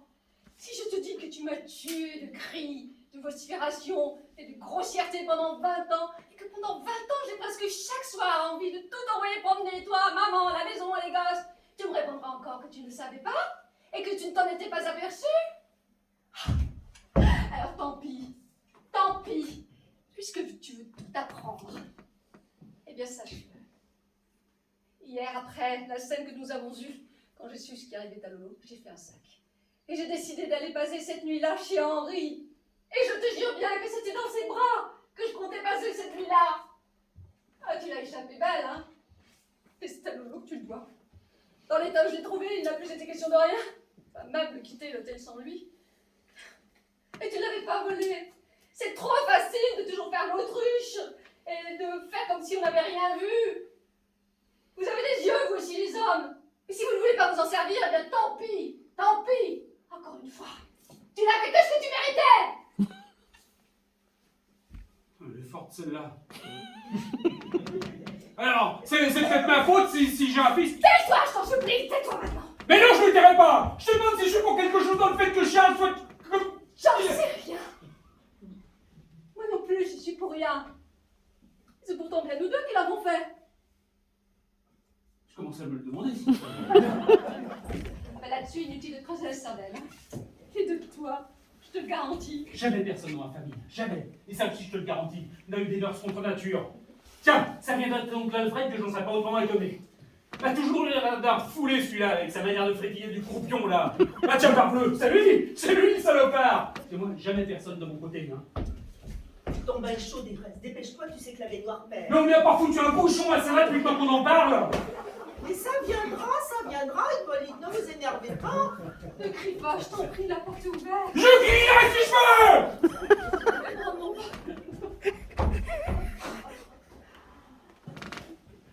Je peux l'ouvrir dans cette maison.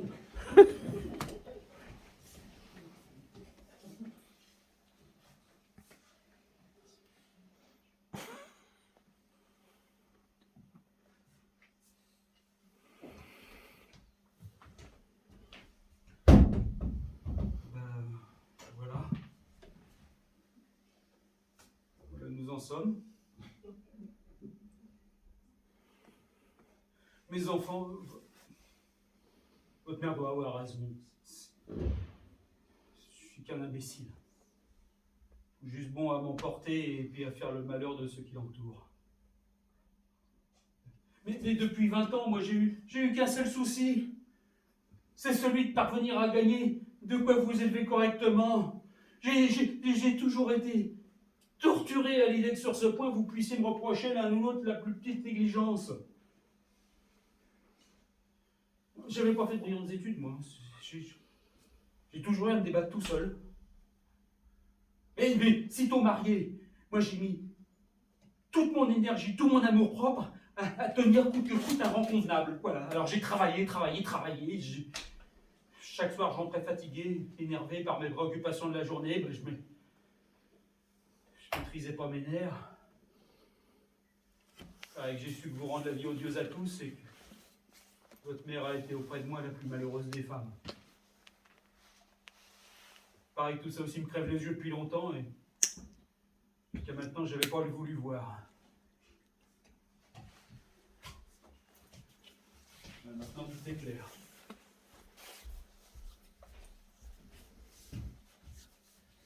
Toi, Charles, mon petit peu rien au fond. Tu appartiens à une catégorie d'hommes que je peux pas comprendre, que je peux pas supporter. Non mais ça se discute pas, je peux pas. Comme ça. Et le malheur veut que tu sois mon fils et que tout nous dresse l'un contre l'autre. Je suis ton père et nous ne sommes pas de la même famille, tiens, parce que tu as mal de tragédie, en voilà une.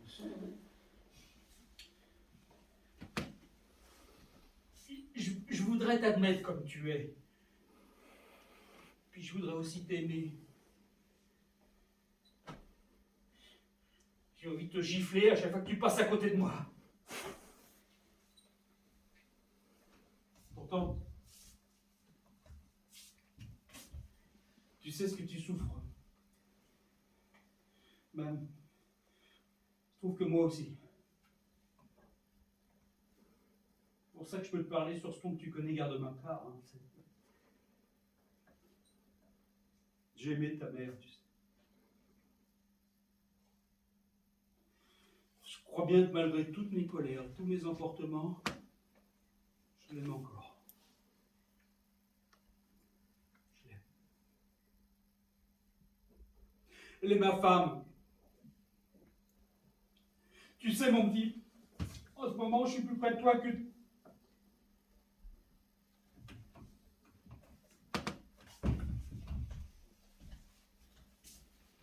Bon. Alors, voilà. Je vais rendre à votre grand-mère l'argent qu'elle m'a confié. Et puis, je ferai à votre mère des versements réguliers. Hein, je crois que vous ne manquerez de rien. Moi, je vivrai n'importe où, ça m'est égal.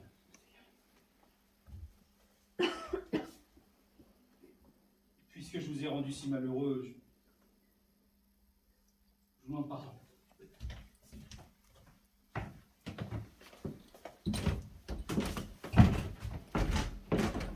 Ah, tu es là? Oui. Bonjour, quoi? Bonjour, ma petite fille. Maman est là aussi? Oui, elle est là. Ah, elle est rentrée. Avec Lolo? Avec ton frère, oui. Tu sortais? Mais dis, à ce propos, toi, tu rentres si je comprends bien? Oui, c'est-à-dire? C'est-à-dire quoi? Tu rentres? Oui. C'est parce que tu savais que ni ta mère ni moi nous coucherions ici cette nuit que tu as jugé bon d'en faire autant? Bon, Oui, bah, tu savais que si j'avais été là, tu serais rentré. forcément. Ouais, forcément. Mais tu savais aussi que j'apprendrais le lendemain. Oui. Bon, alors c'est idiot de ta part, tu trouves pas? Oui, si tu veux. Alors c'est idiote. Bah, tu fais quelque chose en sachant très bien que ni ta mère ni moi ne t'y autorisons et que nous l'apprendrons aussi le lendemain. Bah, c'est ça, hein? Mais bon. Bah oui. Oui. Donc alors, si maintenant je me fâchais, tu reconnaîtrais que j'ai raison et que tu mérites une punition. Ben quoi? Quoi, ben quoi? Tu vas me dire le contraire, peut-être. Bon. Parlons d'autre chose. Moi, je ne veux ni me fâcher ni te punir. Je viens de parler calmement de quelque chose d'important. À moi? Ah oui, à toi. Et à un âge où on peut te parler, je crois, hein. Tu viens de nous prouver cette nuit que tu peux être idiote, mais que t'es plus un bébé. Assieds-toi. Voilà. Bon. Bon, Georgette, je te demande pas où tu vas passer la nuit, je le sais. Ouais, chez ton ami peintre, n'est-ce pas? Hein? Ouais, oui. Non, mais je te demande même pas de me répondre oui, je le sais. Voilà, voilà. J'ai remarqué que tu ne me demandais jamais d'argent. Et puis ta mère m'a dit que tu ne lui en demandais pas non plus. Alors pourtant tu sors, tu vas au cinéma en dehors de tes heures de cours. Enfin du moins j'espère que c'est en dehors. Hein. Tu fumes, enfin tu as forcément des frais. Alors où est-ce que tu prends ton argent? C'est Sergei Ivanovitch qui m'en donne. Sergei Ivanovitch, Oui, enfin, mon ami artiste. ton ami peintre? Oui. Je m'attendais pas que tu m'avoues ça avec cette désinvolture. Pourquoi? Pourquoi? Parce que ça porte un nom de se faire entretenir par un vieil amant. Mais il n'est pas vieux, il a 25 ans. 25 ans? Oui, il s'est marié à 21 ans. Sa femme s'est tuée dans un accident de voiture et il a hérité tout le fric de la famille. Oui, mais enfin, tu couches avec lui. Bien sûr. Et il te donne de l'argent. Je couche pas avec lui parce qu'il me donne de l'argent. Je couche avec lui parce qu'il me plaît. Lui dit qu'il m'aime. Ah, il t'aime. Il dit qu'il me trouve marrante. Ah, il te donne de l'argent parce qu'il te trouve marrante. C'est parce qu'il voit que j'en ai pas. Et tu l'acceptes. Pourquoi pas? Ça ne coûte rien. Au contraire. D'ailleurs, ça me fâcherait si je refusais. J'ai pas essayé. Puis, à partir de maintenant, tu demanderas à ta mère et te donnera ce qu'il te faudra. Et pour commencer, tiens, voilà 1000 francs. Tu es bien gentil, papa. Mais qu'est-ce que tu veux que je fasse avec 1000 francs? Bah, je sais pas, mais il me semble que tout de même, tu peux te payer encore 2 ou 3 séances de cinéma et te faire quelques paquets de cigarettes. Non Bien sûr, mais 1000 francs, ça peut faire plaisir à maman. Pour aller chez son coiffeur. Ou acheter du rouge à lèvres. Tout ce que Sergei Ivanovitch me donne, c'est autant d'économies pour ici. Mais j'ai jamais demandé d'aumône, moi, mon petit. Attends, j'ai jamais demandé un sou à personne. Je sais bien. Et puis, j'accepterai pas qu'un Russe ou un Ukrainien alimente mon ménage. Tu sais, lui, c'est par gentillesse parce qu'ils sont fous. Ah non, mais je m'en fous de sa gentillesse. Puis je m'en fous qu'il s'en foute par-dessus le marché, hein. Tu as tort, papa. L'autre jour, j'ai une idée, justement. Pour Lolo, demander à Sergei Ivanovitch de mettre du fric pour lui dans un magasin. Magasin de quoi? De couture, parbleu. Un magasin où serait chez lui et il confectionnerait ses modèles. Mais tu t'imagines pas que ton frère va s'installer comme couturier. Pourquoi pas? Il fait des choses épatantes. Sergeyovitch est d'accord. Il me dit que pour Lolo, il ferait tout ce qu'on voudrait. Plusieurs millions. Plusieurs millions. Je te dis, c'est un gars épatant. Il dit que l'argent, c'est pour s'en servir. Et moi, quand j'aurai mis au point mon invention, il me donnera ce qu'il faut pour obtenir un brevet. Bon, alors écoute, maintenant, tu vas me faire le plaisir de laisser ton artiste tranquille, hein. Tu vas cesser de le voir, c'est de toi que ça dépend, hein. Tiens, d'ailleurs, on va commencer avec 1000, et puis même 2000, allez, voilà, tu vas arrêter de le voir, hein. Et puis, sans vouloir te faire de peine, tu te doutes bien qu'il n'a pas que toi dans sa vie, hein. Bien sûr, il n'a pas que moi. Ah bon, tu le sais? Bien sûr que je le sais. Je ne peux quand même pas l'occuper à moi toute seule, mais je m'en fous. Ah, tu t'en fous. Ça me gêne pas, et puis c'est moi qui préfère. Ah, il te dit, tu le crois. S'il le dit, c'est que c'est vrai. Et puis, faut bien que ça soit vrai d'ailleurs, car tout ce qui me touche est sacré. Tout ce qui te touche... Maman, Lolo, toi. Ah, moi aussi je suis sacré. Toi aussi. Si savais que t'avais besoin d'argent, j'en suis sûre qu'il t'en donnerait. Mais on va tout de même pas tous se faire entretenir par la Russie dans cette maison. Mais tu t'es jamais demandé s'il était pas plus piqué pour Sergei Ivanovitch? Bien sûr, il est piqué. Il est gentil comme tout. Si tu le connaissais. Bon, écoute, ne me parle plus de lui. Tiens, 2000 francs. Tu arrêtes de me parler de lui. Non, je t'assure pas, ça me gêne. Bah, ça, c'est la meilleure. Ça te gêne quand c'est moi, et puis quand lui, ça te gêne pas. Bien sûr, lui et moi, on s'aime, quoi. C'est pas pareil. Ah, te voilà, toi. C'est maintenant que tu rentres. Sous prétexte que ni ton père ni moi n'étions ici cette nuit. Maman vient de me raconter ça. Ne fais pas chanter, ne fais pas bruit, ton frère dort. Maman, tout de même, nous ne pouvons pas admettre cela. Alors là, tu me renverses. Pourquoi l'as-tu giflé? Parce qu'elle le méritait. Bah, mais écoute, oui, il méritait peut-être une punition, mais... Et descendais-tu? Oui, mais une qui est idiote. Oh, naturellement, Bah, moi, j'étais en train de la raisonner. avec de l'argent, tu dis quoi? Hein? Oui. Tu lui donnes de l'argent? Bah oui, j'ai trouvé raisonnable ce que tu me disais hier, mais là-dessus, tu me paries, mais tu la gifles. C'est idiot, encore une fois. Oh, mais je suis énervée, tu ne comprends pas. Bah oui, mais c'est idiot. Oh, c'est une commode qui a d'élever des enfants. Alors quand on se fâche, c'est votre femme qui vous traite de brute, le jour où on se fâche plus, c'est elle qui se met à distribuer les baffes. Moi, j'y renonce. Si c'est moi qui avais donné ce claque, j'aurais entendu ce concert. On m'en aurait rebattu les oreilles pendant 10 ans. J'ai entendu une claque. Ça y est. C'est Georgette qui l'a reçu. Ah, avez bien fait. Là, je vous approuve pleinement. Il faut de temps en temps que ces pieds aient un rappel à l'ordre. Elle s'en souviendra, je vous félicite. Décidément. Voilà. Je vous rends cette justice, Hippolyte, que vous n'avez pour ainsi dire jamais giflé vos enfants. Vous criez un peu souvent, c'est entendu. Vous êtes nerveux, vous ne trouvez rien. Vous parlez gras. Mais dans le fond, vous êtes un excellent père. Vous aimez beaucoup vos enfants, vous ne les avez jamais maltraités. Mais aujourd'hui, vous avez bien fait, mon petit. Il y a des circonstances où il ne faut pas les rater. J'ai eu 4 frères, je sais ce qu'il en est. Oh. Mon père était le meilleur homme des mondes. Il n'empêche que je l'ai vu gifler mon frère Alfred le jour même où Alfred a eu 19 ans. Jamais de sa vie, mon père n'avait vu la maçon. Mais ce jour-là, Alfred lui a manqué. Eh ben, je vous jure que lui, il n'a pas manqué. Et malgré ses 19 ans, il a pris une paire de claques comme il n'avait jamais reçu de sa vie, ce brave Alfred. Qu'est-ce qu'il avait fait, le brave Alfred? Oh, je ne sais plus. Je crois entre nous qu'il s'était laissé aller quelques bêtises avec la femme de chambre. La femme de chambre? Vous êtes sûr, Alfred? C'est loin, j'avais 14 ans. J'étais à la campagne, c'est ce que j'ai cru comprendre. Je sais qu'il s'était passé quelque chose. À la ferme où est le fils, je ne me rappelle plus. Il y avait un petit valet de ferme que mon père ne pouvait pas supporter. Il devait bien être pour quelque chose lui aussi dans cette histoire de femme de chambre, car mon père l'a renvoyé le jour même. Je me rappelle. Un valet de ferme. Alfred. Non, mais je savais bien que ça venait de ce côté-là. Voilà. Non, rien, ma mère. Monsieur, je veux dire à monsieur que l'église vient de sonner La porte d'entrée aussi, hein. et qu'il est 11h moins le quart. Et alors?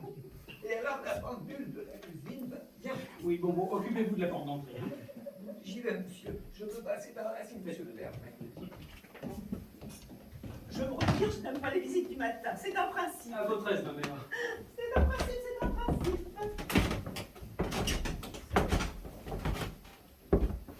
Monsieur, Oui, c'est monsieur Henri. monsieur Henri?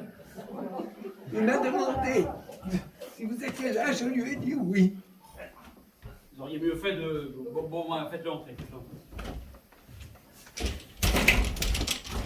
Qu'est-ce qui t'amène? Bonjour, Hippo. Bonjour. Alors, t'es content, j'espère? Content? Tu vas pas continuer à faire la tête? De quoi parles-tu au juste? Ah, du succès de ton fils. Quel succès? Vous n'êtes pas au courant? Et au courant de quoi? Mais mon vieux, ton fils est couvert de gloire. Il a remporté hier soir au Palais de Chaillot le premier Grand Prix des mannequins de Paris. Le premier Grand Prix? 200 000 francs. 200 000 francs? Bah oui. Trop bien joué. Ah, vous n'étiez pas au courant? Ah, je ne sais rien du tout. Eh ben voilà, je t'apprends et je te félicite. Hein. Je te remercie, mais attends, tu dis un prix de 100 000 francs ou 200 000 francs? 200 000. 200 000? 200 000, 2 fois 5. Attends, Charles a gagné un prix de 2 points, 200 000 francs? Oui. Assieds-toi. Un prix de quoi? Le premier Grand Prix des mannequins de Paris, ouvert à tous les couturiers, les grands couturiers de Paris pour la semaine internationale. Un concours de poupées mannequins habillés par des décorateurs et des couturiers, quoi. Et c'est Charles qui a remporté le premier prix? Bah oui, tu ne savais pas qu'il avait présenté des poupées, des mannequins à ce concours? Je ne savais rien du tout. Ah bah alors je t'apprends le résultat, voilà. Mais attends, je comprends pas. Ouais. Tu dis un concours ouvert à tous les grands couturiers? Couturiers et décorateurs, oui. Ben oui, mais ni l'un ni l'autre. Oui, d'accord, mais les amateurs étaient admis au départ. Au moins, ils devaient passer eux par l'épreuve de l'éliminatoire afin d'accéder au concours final. Et ton fils avait réussi cette épreuve avec succès d'ailleurs. Mais il a remporté la finale devant tous les grands couturiers? Bah oui, mon vieux. Voilà. Bah j'y étais. Et hier soir au Palais de Chaillot? Bah oui, premier Grand Prix, Charles Barjus. On a cherché partout le triomphateur. Écoute, son absence a doublé son succès. On l'a acclamé. Ah oui. Et toutes ces poupées, tous ces mannequins ont été exposés sur la table de l'église. Je les ai vus. Franchement, Hippo, ce qu'a fait ton fils, c'est adorable. D'ailleurs, il est là, il faut le... Attends, doucement, une seconde. Tu n'en reviens pas, hein? Je m'attendais pas, je te l'avoue, à ce genre de nouvelles. Eh bah oui, bah pourtant... D'ailleurs, Hippo, ce n'est pas pour ça que j'ai fait un saut ce matin avant d'aller au golf. Si je pensais que vous étiez au courant. Hein. Si je suis venu, c'est pour te parler d'une proposition qui m'a été faite hier soir, précisément. Faut battre le fer quand il est chaud, n'est-ce pas? Proposition. Ben oui, il y a de temps en temps comme ça des espèces de miracles, des sortes de coïncidences surprenantes qu'il ne faut pas négliger. C'est pourquoi j'ai voulu te voir tout de suite. C'est ça. J'étais donc là-bas hier soir, Palais de Chaillot, avec un ami qui vient de reprendre à son compte une maison de couture et qui cherche un créateur de modèle pour remonter cette maison tombée assez bas. Il cherche mon fils, quoi. Ah oui, non, mais ça a l'air d'une blague, mais non. Donc, il me disait ça, et je lui disais que j'avais dans ma famille, justement, un jeune un jeune couturier, enfin, je parlais de Charles, quoi. Là-dessus, on lit les résultats du concours, et qui remporte le grand prix? Le même Charles. Inutile de te dire que les éloges que je venais de faire sur son compte ont pris tout à coup une certaine valeur. Alors voilà, mon ami est d'accord, c'est ce que je viens de te dire. Comment, d'accord? Ah ben, si tu acceptes d'envisager cette situation pour ton fils, il est prêt à t'offrir une association. Bon, alors, je connais Marlati. C'est un homme sérieux, s'il s'intéresse à une affaire, c'est après l'avoir étudié longuement. On peut être tranquille avec lui. Vu le succès de ton fils hier soir, tu as le moyen de lui faire une situation de premier plan. Oui. Ah oui, mais écoute, maintenant, il y a autre chose. Marlatier, dans cette affaire, met 25 millions. Il en voudrait encore 5. Je te pose la question, si tu parvenais à amener ce capital, la situation de ton fils serait complètement différente. Ce sera alors une véritable association. Peut-être. Il n'y va pas avec le dos d'appuyer, ton Marlatier. Je te pose la question. Ah bah oui, mais moi je t'y réponds. Je t'y réponds sans aucune espèce d'hésitation. Moi je suis pas la Banque de France, je ne les ai pas. Non mais tu peux peut-être les chercher, je peux t'aider. On peut trouver des gens heureux de commanditer un jeune débutant. Le Grand Prix qu'il a remporté hier soir donnera du crédit à Charles. Et Marlatier, tu as eu seul une garantie. Et je te le répète, la situation de ton fils serait carrément différente si c'est lui qui a porté ce capital. C'est de la rêverie tout ça. Bon, écoute, je te laisse réfléchir, tu as mon numéro de téléphone. Appelle-moi si tu décides de donner suite à cette affaire. Marlatier attend, allez, on va dire 48 heures. Je te le redis encore une fois, je ne suis pas sûr qu'une telle chance se présente deux fois aussi favorablement. Hein? Bon, écoute, je suis content pour toi. Mais oui, et pour Thérèse aussi. Hein? Et je te félicite. Et tu vois que tout peut s'arranger au fond et que tu n'es pas un aussi mauvais bourreau que ça. Hein? Bien obligé, hein? Oui, c'est vrai, c'est vrai. Tu me fais rire si tu veux savoir. Je te fais rire. Mais oui, tu me fais rire quand tu rugis là, quand tu fais le lion là. Entre Thérèse et toi, vous commencez à me courir avec les animaux. Hein. Alors, non, pour elle, je fais l'autruche, pour toi, je fais le lion. J'aimerais bien que vous me foutiez un peu la paix avec votre ménage, ça ne fait rien. Hein. Calme-toi, ne t'énerve pas. Je dois y aller et je vais jouer au golf. C'est ça. Ne dérange pas Thérèse. Surtout. Allez. Allez, une pauvre. Allez. Ah, si, dis à Thérèse. Oui, mais j'y manquerai pas. Dis donc. Oui. À propos, tu ne te maries toujours pas. Quoi? Pourquoi à propos? Hein? Non, c'est ma belle-mère qui me demande à chaque fois qu'elle te voit si tu ne te maries pas bientôt. Ah, ben dis-lui que non. Voilà. Tu n'as pas encore trouvé la femme idéale. Voilà, c'est ça. Tu l'attends. Quoi? Tu l'attends. Voilà, je l'attends. N'attends pas trop, hein. Ah, salut Hippo. Allez.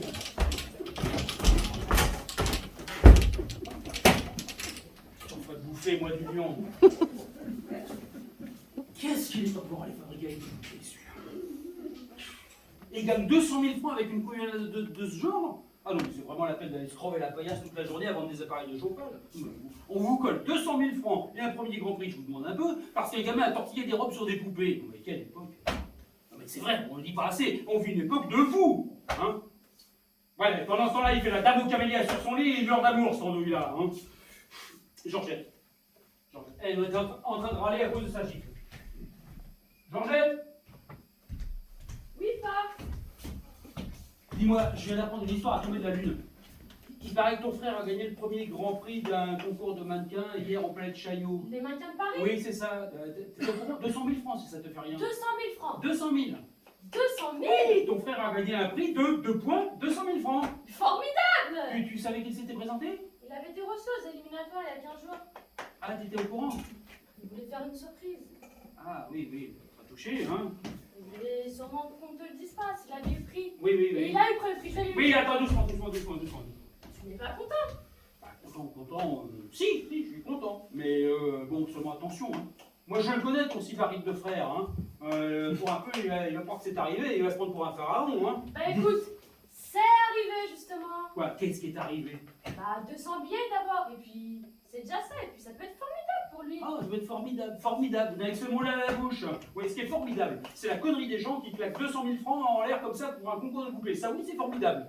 Mais pour ton frère, honnêtement, je sais pas ce que ça peut lui amener d'extraordinaire, hein. Je te trouve difficile. Hein.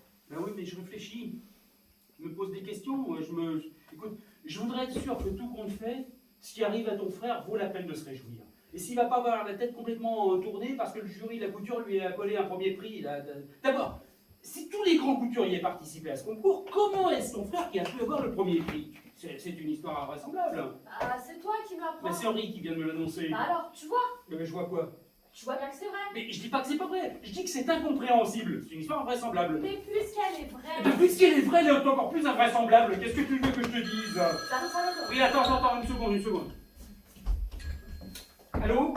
Oui? C'est ici, oui. Je suis son père, monsieur. Oui, mais en effet, je suis au courant. Une interview? Ah, écoutez, pour le moment, ça paraît un peu difficile. Disons, à 2 heures, voulez-vous? Oui. Avec un camion de son? Mais qu'est-ce que vous voulez qu'il fasse un camion de son? Ah, pour la radio? Ah oui, pardon, excusez-moi. Oui, si vous voulez, oui, c'est entendu. 34 rue des Saint-Père. 3 et 4, c'est ça, 2e étage. D'accord, à 2 heures, entendu. Je vous salue, monsieur. C'est merveilleux. Une interview, la radio, Paris Soir, enfin...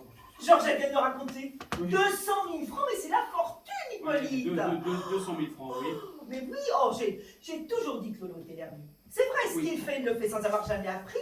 Il est né sous une bonne étoile, Oui, il bon. est verni. 200 000 francs. On va pas tous tomber à la renverse parce qu'une bande de piquets fiche 200 000 francs en l'air et que Charles est sur la bouche ouverte. Hein. Oh. Oui, non, mais et puis. Il fait des... Je sais pas sous quelle étoile il est né, mais ce que je sais, c'est qu'elle fait bizarre, cette étoile-là. Hein.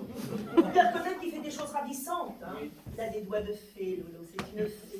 Une- Ah oui, vous devriez être content. Content, j'ai quand même le droit de trouver bizarre d'être le père d'une fée. Qu'est-ce C'est que vous déjà voulez? pas si mal. Ah oui, vous, ma mère, vous trouvez toujours tout très bien. Une fée qui gagne de l'or. Ah oui, je connais la chanson. Dès qu'il y a pépette, tout est merveilleux. Mais moi aussi, elle C4, je vais me mettre à faire le trottoir comme ça. Oh, Hippolyte, vous êtes impayable. C'est vrai quoi, Tu la vois fin. faire le trottoir, vous seriez tordant. Oui, bon, vous voyez comment il est ce numéro-là. Hein il savait qu'il avait été reçu aux éliminatoires. Il savait probablement que le jury du concours se prononcerait hier. Vous croyez que ça l'intéressait? Pas du tout. Monsieur partait en week-end. Le concours, il s'en fichait comme d'une pomme. Qu'est-ce que vous voulez faire avec des zigotos de ce calibre-là? Ils se fichent même de ce qui les intéresse. Le téléphone, encore ça commence. C'est la gloire, Hippolyte, c'est la gloire. Et Thérèse qui n'est pas au courant. Allô? Oui? C'est moi-même, monsieur. Monsieur? Ah oui. Votre fils, monsieur? Non, il n'est pas avec le mien. Mon fils est chez moi, monsieur. Oui? Et le vôtre, si vous m'autorisez à vous le dire, je crois pouvoir vous dire qu'il est en fugue galante. Et avec une femme, si vous voulez le savoir. Ah, moi, je ne sais pas quelle éducation vous donnez à vos enfants, monsieur. Mais permettez-moi de vous dire que vous avez pour fils un drôle de coco. Je vous salue, monsieur. Pour une fois, il saura ce que je pense, ça lui fera les pieds. Oh, qu'est-ce que maman et Georgette me racontent? Oui, c'est Henri qui vient de me l'annoncer. Il a téléphoné? Il sort d'ici. Oh, c'est incroyable. Ah, on vient interviewer Lolo à 2 heures. Ah oui, dans les fermes, il est. Dans l'état où il est, il changera d'état. Qu'est-ce que tu veux que je te dise, hein? Il a qu'à sortir un peu de son lit, à se passer la tête sous l'eau froide, ça lui changera les idées. Mais attends, la radio se déplace, on lui envoie un camion de son à domicile. Tu voudrais tout de même pas qu'il fasse ces jours-là, laissez-moi tranquille, j'ai été plaqué par Robert. Hein.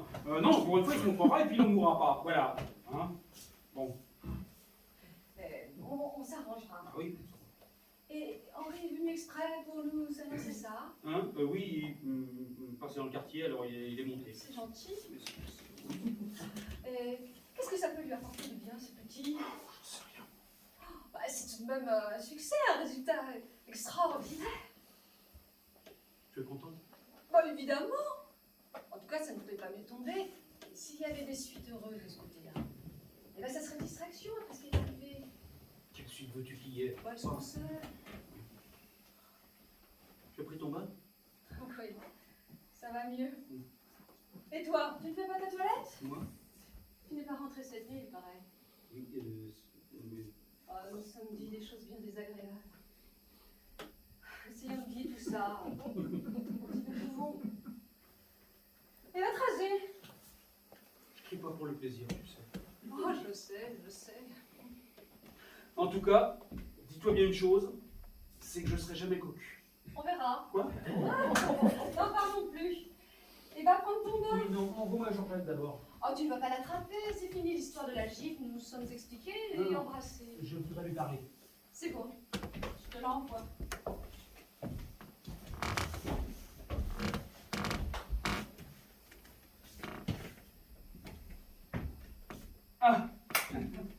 fille. Enfin, petite fille, eh, je devrais dire ma grande, hein. Bah oui, quel âge toi déjà 17 ans. T'as déjà 17 ans. Pourquoi? Pour rien, mais le temps passe, tu sais, on s'en aperçoit pas comme ça. Ah oui, oui. parbleu. C'est toi. Tu n'as pas soif? Soif pourquoi? Bah je sais pas, en bavardant, comme ça on aura pu boire quelque Un chose. apéritif. Ah pourquoi pas? Et s'il y en a pas? Ah oui, il n'y en a pas. On va pas jamais? Ah bah oui, c'est vrai. bah, ça, c'est une non, non, non, non, non, non, non. Bon, d'abord, je voudrais faire appel à toi pour un petit tour d'adresse. Voilà un paquet de lettres et de cartes que ton frère a laissé traîner. Voilà, et bon, j'aimerais pas que ça tombe entre les mains de ta mère et de ta grand-mère et risquerait d'en être choqué. Tu vois, hein, bon. Alors, tu dois savoir où ton frère range son courrier. Bah si, dans le petit bureau de sa chambre, hein, je pense. Ah, dans un des petits tiroirs. Bon, je sais pas, le tiroir de droite, mettons, hein, je sais pas moi. Hein, tu sais comme Charles est personnel. Hein, voilà. S'il s'apercevait qu'il a laissé traîner ses lettres n'importe où, il irait s'imaginer je ne sais quoi. Tu sais comme il est exagéré en tout. Alors voilà, je te les donne, je compte sur toi pour que ça regagne son emplacement sans que ton frère ait ajouté quoi que ce soit. Tu sais, il a eu des contrariétés en ce moment, il faut ménager un peu. Hein. Tu peux compter sur toi? Oui, t'inquiète pas, il Merci. Bon, alors, voilà ce que j'allais à te dire. Il y a des fois des situations, tu sais, des circonstances où un homme, un père de famille, par exemple, peut se trouver amené à envisager une solution qui pouvait ou qui aurait pu lui paraître inenvisageable au premier abord. Tu me suis? Oui. Tu imagines bien que bonheur, c'est peut-être un grand mot, disons la situation rêvée. Voilà. Tu imagines bien qu'il me serait très agréable de procurer à ton frère cette situation dont il rêve. Hein, et puis je crois que ta mère en serait tellement heureuse aussi. À ce propos, Georges, tu me donnes ta parole que là je peux parler comme à une grande personne, et tu me donnes ta parole que ni ta mère ni Lolo ne sauront rien de ce qu'on est en train de se dire. Hein. Oui, pas. D'accord, merci. Bon, alors voilà ce qui se passe, ma petite fille. C'est assez inattendu. Et je crois qu'il faut regarder les choses en face. Hein. Faut pas faire l'autruche. Ce jeune artiste peintre sympathique, hein, dont nous avons déjà parlé, il serait disposé, m'as-tu dit, à... Bon, parlons franchement, ma petite fille. Je vais être tranquille avec ce nom du téléphone. Hein. Allô? Oui, comment vas-tu, vieux crabe? Pardon, chère madame. Non, mais c'est toujours mon appareil détestable, vous savez, oui. Ah! Vous êtes déjà au courant? Eh oui, voyez-vous, le premier Grand Prix. Oui. Merci beaucoup, vous êtes infiniment aimable. Ah, ça, évidemment. Il n'est pas comme tout le monde.